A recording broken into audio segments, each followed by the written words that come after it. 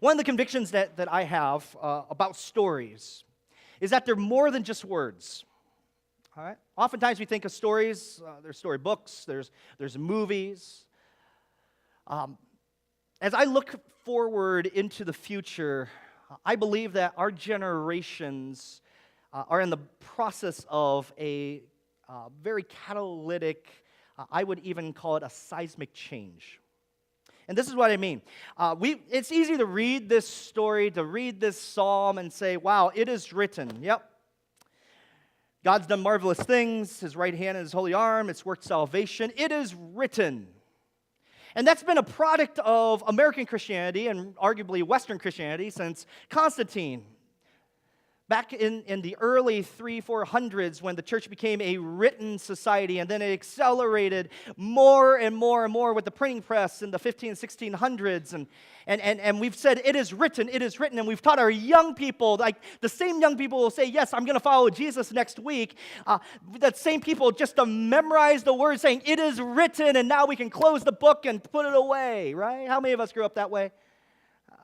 I'm the only, okay, a couple. I know I did. We say our story, it is written. You see, that only works where everybody believes what is written is actually true, right? I believe we're in a day, and it's becoming more and more rapidly changing, that the stories that we share are not just written. Rather, the stories that we share happen. That instead of when we see stories like Psalm 98, when we hear stories from each other of God's might and his power working in our lives, that it's not just written. We don't just say, hey, it is written that. But we say it happened. It has happened. This happened and that happened. You see how different that is? No longer is it just an intellectual quandary or a lecture or a bunch of memorized words on a page, but now it has been experienced. It has happened. Think about that first Easter. It happened. It happened. It's not just a bunch of words on the page. Historically, it happened. That Jesus, he died and was put into a grave for 3 days, and he came back to life. It happened.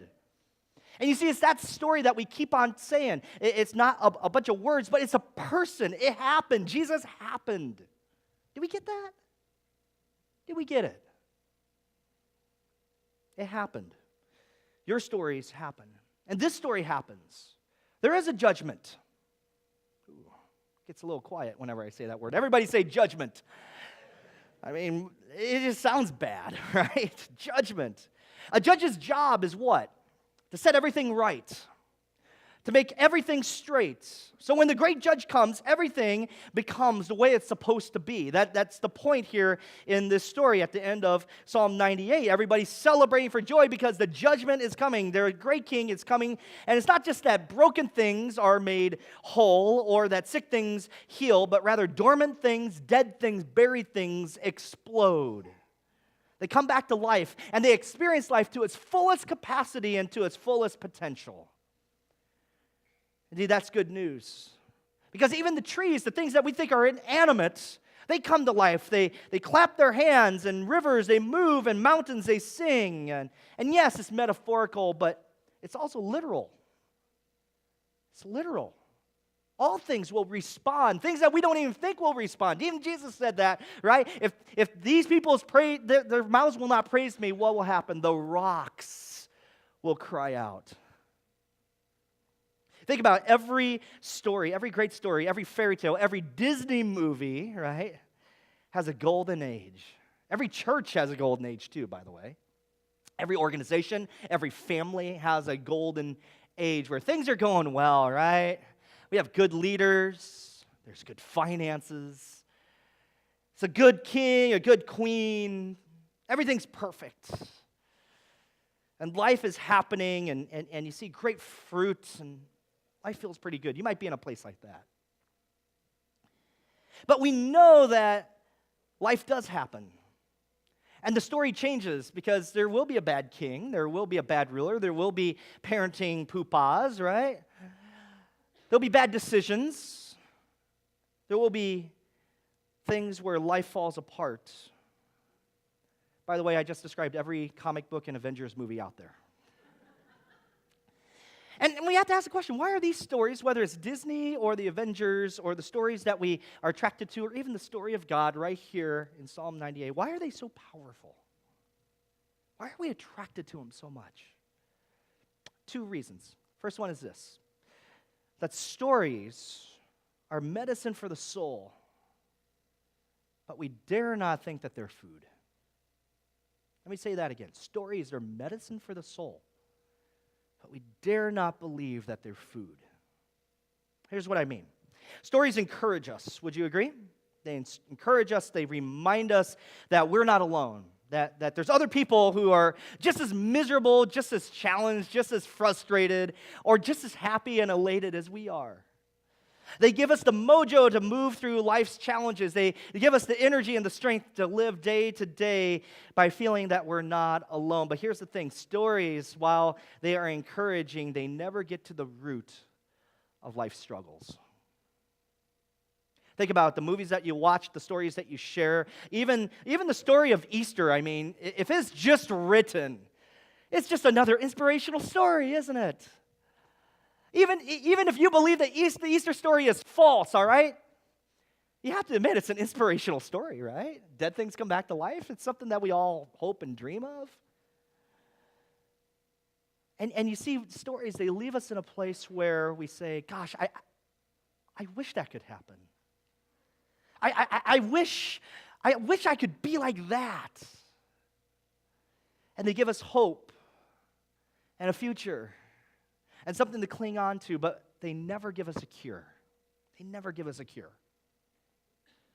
But I believe the primary reason we're attracted to stories and why this story is so powerful that everything comes back to life and new songs are sung and no doubt the story of God is like that, but yet the part of that story is judgment is this. Let's read it together. It's up on the screen.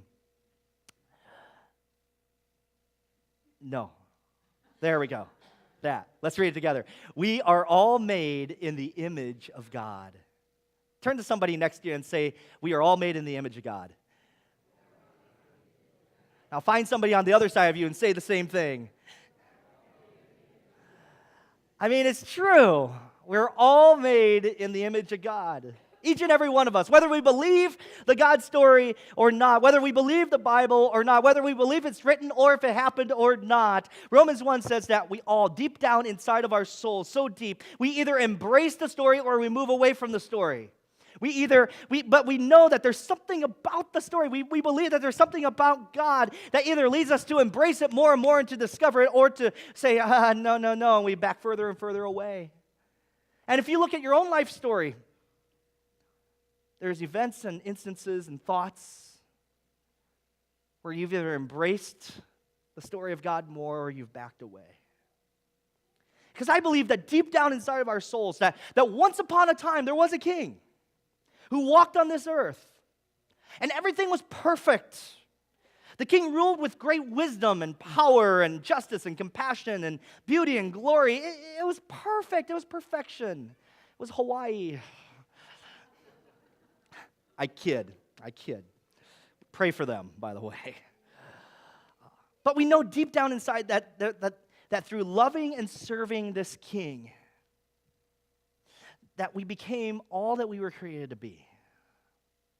I mean, it's true for you and for me, right? When we find ourselves serving, when we find ourselves loving, we feel like we are maximizing the potential we have. Whether you believe in God or not, I mean, it's a human reality. And yet when we're not loving, when we're not serving, we have to all admit that there's this little piece of conscience in our tummies and in our hearts and that consumes our mind where we feel just a little bit guilty, right? That's what it means to be made in the image of God. That God has placed in you this orientation that by serving Him, by loving and serving others, that we become all that we were created to be. That's what it means. And yet the stories that we hear are just that, right? Of loving, of serving. And it points us back to the time of hope and of love and of restoration and of rescue, where all things are made right, and deep down inside, even the smallest of faiths is encouraged. That is true, which it is. You see, all stories point to something that is true. Even though they are not the cure, it's just medicine for the soul. The medicine always points to the cure. And the cure is this: judgment. That's what the story says right here. It's judgment. The king will return. That's the cure. But here's the problem. Judges always give what people deserve, right? At least good judges do. They give what people deserve. Their job is to give out justice. And on one hand, that's a really good thing, right? It's a good thing. But on the other hand, if we're honest with ourselves, we're a little fearful of it, right? Like, just the idea of being judged brings a sense of fear and anxiety. I mean, we hear it in today's culture, right? Don't judge me. Just got to do me. Who are you to judge? I mean, we use that word all the time. We think that all the time. And so part of us, we fear judgment, whether it's from other people or from God. And yet we want to see everything judged. We want to see everything made right. We want to see the diseases healed. We want to see families brought together. We want to see marriages become healthier and restored. We want to see debts canceled. We want to see life being lived in freedom. We want that. But we ask, what does that mean for me if judgment comes to me? And you see, this is what we do. When the fear sets in, not just what is written seizes the matter, not just what happened seizes the matter, but our lives, our own stories cease to matter. We ignore the story. We ignore our own lives. We ignore judgment. And here's what happens. We begin living day to day thinking nothing is going to ever change. We find ourselves saying things like, I'll always be stuck. I'm always going to be like that. I'm always going to be having these thoughts. I'm always going to have the guilt. I'm always going to have the shame. I'm always going to have the sin. I'm always going to have the ex. I'm always going to have this past. I'm always going to have this dead-end job. I'm always going to have this family that I can't stand. I'm always going to, you fill in the blank. We've been there. We've all been there. And you see, it's out of the fear of judgment we just don't share. We just don't share our stories. And let's be honest. It's out of that same fear we don't even know our stories, some of us. Even some would say, man, it'd be better if there was no judgment day. It's true. Think about it. If your life is a wreck, if your world is falling apart, you made yourself a victim over your past choices, or if you've become an unintentional victim of other people's sin, and there is no judgment day, then there's no point in looking forward to anything wrong being made right, where justice is given. And you see, this is what happens. Say, if there's no judgment, if there's no point in time where things are going to be made right, I have to take matters in my own hands. I have to go commit suicide. I have to take the matters into my own hands. I have to solve my own life problems. I have to get myself out of my own mess.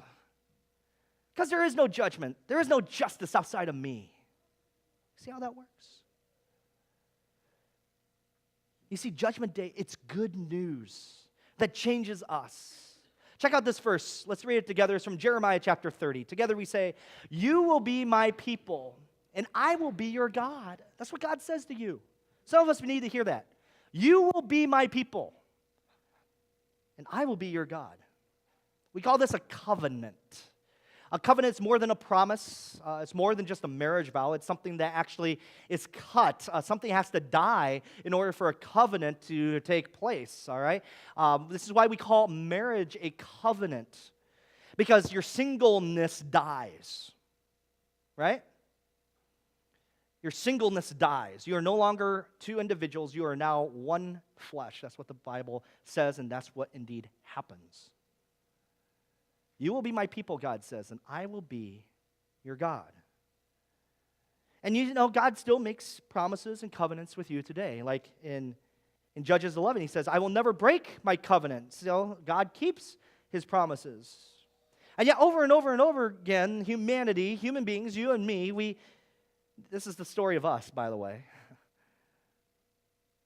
We break covenants, we break promises all the time. And yet, in the middle of all that imperfection, God is faithful, that he continues to keep his promises, his covenant over and over and over again. I said last week that we would give you a couple pointers, a couple principles to help share your story. We've heard some stories from other pastors, from other people in the business world. Last week we had Vonda Toner with us sharing a little bit of her story of how she discerns the good news played out in her life in terms of career and business direction. Here's a question. Have you ever shared your story? And if you've never shared your story, here's some pointers to just help you begin thinking about it, all right? The first one is this. In your imperfect story, how is God faithful? I mean, the first point is just to admit that your story and my story, our story, it's imperfect. And that's okay. Because you see, it's in the imperfection, it's in the weakness where God's power is made perfect, where his faithfulness shines through the brightest. So think about that time, that situation, that experience in your imperfect story where God proved himself faithful. Maybe it was giving you a promise that you didn't think that he could keep, and you hold on to that.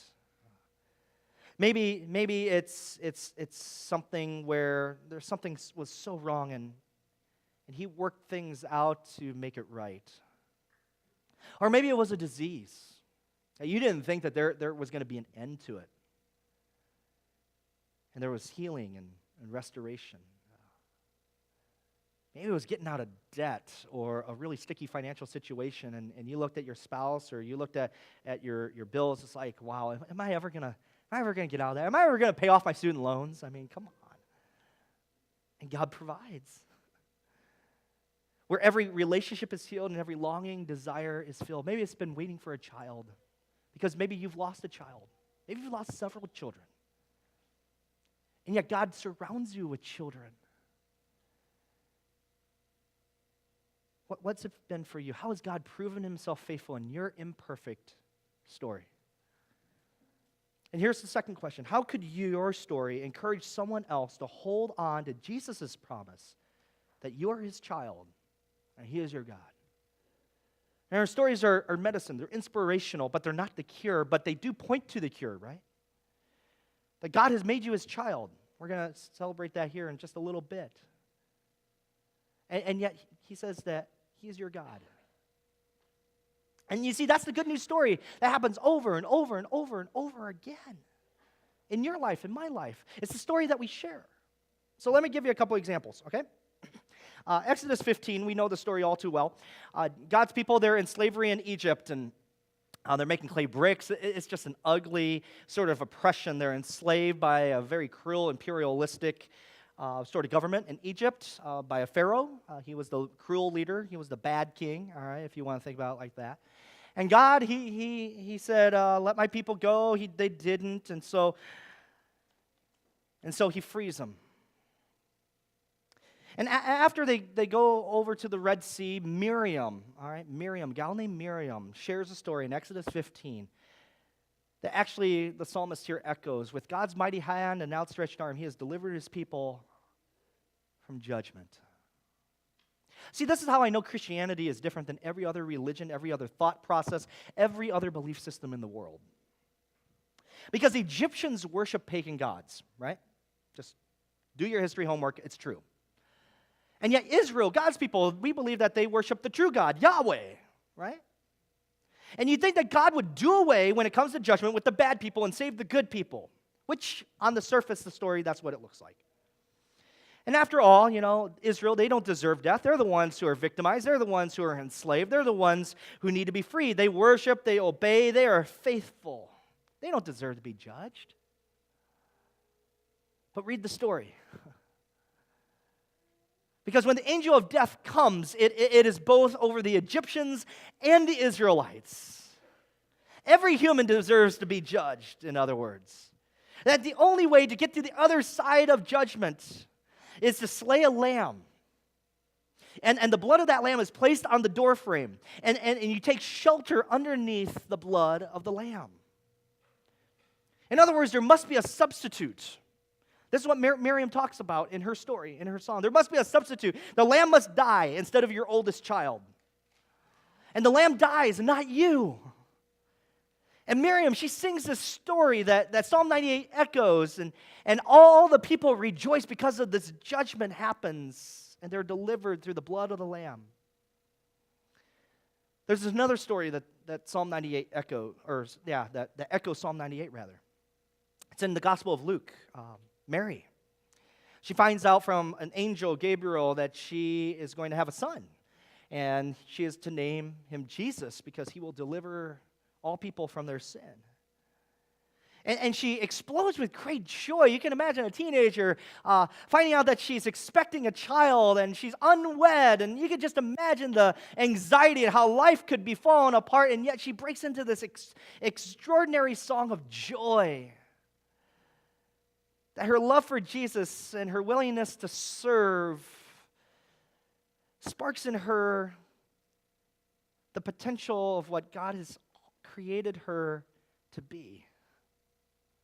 And out of her mouth comes this song of God's mighty hand and his faithfulness, and here's why. Because Mary understands Jesus, the son that she's going to have, solves the problem of judgment. She knows what is written. And now she knows it has happened. See, John Stott, he says the essence of our sin is putting ourselves in charge of our own lives and our own stories. And yet the essence of salvation places us where we deserve to be, on the cross. And so when God becomes human, he goes to the cross. The judge, he gives the sentence. The wages of sin is death. Your imperfect story deserves death because it's not perfect. You and I, we both know that. And yet the love of God wants redemption and freedom and restoration and wants to give us hope. And we only see that when Jesus, he's hanging on the cross and judgment comes down on him and not you or not me. And it's only then when we see what's happening here with Jesus on the cross that we begin to connect the dots. We realize that God is equally holy and yet equally loving. It's not just that he's holy or that he's loving. He's both holy and loving. And that you and I, we realize that Jesus is the judge who was judged. Jesus is the judge who was judged, and we realize that the law, it demands from us perfection, and yet the love wants this redemption and freedom and the stories to come true. And so when Jesus receives that judgment for you and for me, he is the judge that was judged. He defines the punishment, and he turns right around to pay for it. Which means that Jesus is the one who, in the end, writes our stories, right? He's the one who is at work demonstrating his faithfulness in our weakness and imperfection over and over and over again. It's his good news story that we don't get to create. We simply get to share it. So what's your good news story? And who will you share it with? The story that changed your life and will inspire others toward life change because it points them to the cure that happened. Amen?